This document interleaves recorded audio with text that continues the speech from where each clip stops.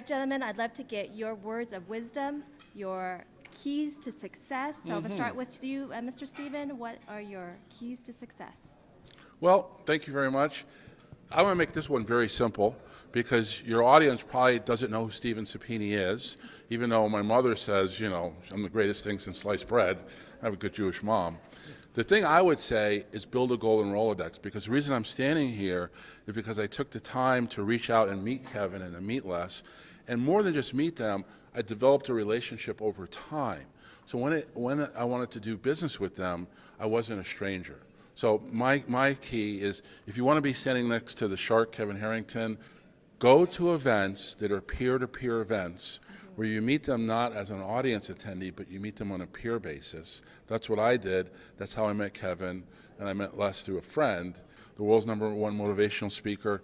And you do that, you'll build a Rolodex, because it's not what you know, but who you know. Fantastic. All right, I'll hold this one. So I didn't know Seppinni sounds Italian to me. That's It is. You're Jewish. Well, so, my mother's maiden name is okay. Goldstein. Okay, so fantastic. I think I'm going to, you want just one of my keys? Let it rip, whatever you'd like to So maybe two. So I say, I got many of my deals and ideas by putting my mind into a curiosity overload. And Stephen said, come to events, peer-to-peer events. That's really cool. That's one of the kind of things that I recommend. But I do like 35 trade shows a year, and I go to chambers of commerce events, and probably 100 different events a year in all different industries. And this gives me a chance to get the bottom line of what's happening in every industry. You meet the movers and the shakers, you find deals, opportunities, and so that's number one. And number two, along the same lines, and even sort of what Stephen mentioned in peer-to-peers, I believe in partnerships. And if you can partner with somebody, you learn from them. You can maybe shorten your learning curve because they've been through some things already. You can get a new distribution network if you partner with the right person. So they may be, like I'm in the hard goods business, sometimes I'll partner with somebody that is in beauty, and we have, we can bring my beauty products to the partnership. So make a long story short, partnering gives you a chance to learn from them, get other distribution, and make nice profits. So those are my two tips. Thank you. Okay, Les, here you go. I agree with both of them, and my two tips would be learn how to tell your story. You have an idea, you're the voice of the idea. You're the voice of the dream. You're the voice of your company, your consulting.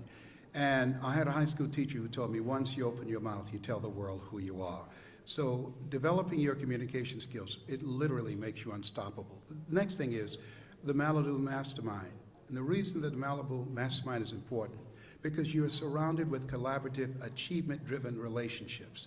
People that will hold you accountable, people that will stretch you, people that you can learn from, people that can help you go to the next level. When Diane Nyad, who swam from Cuba to Key West, she came on shore, she said 3 things. Number 1, never give up on your dream. Number 2, you're never too old to dream. 3, it might appear to be a solo act, but it takes teamwork.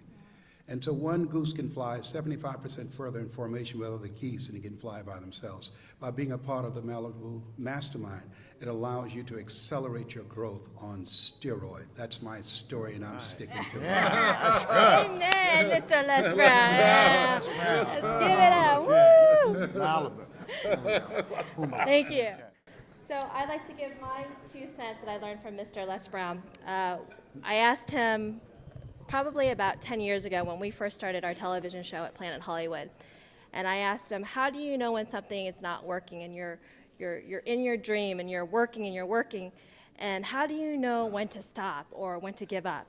And he looked at me, and I had tears in my eyes, and he said, you do it until. That's it.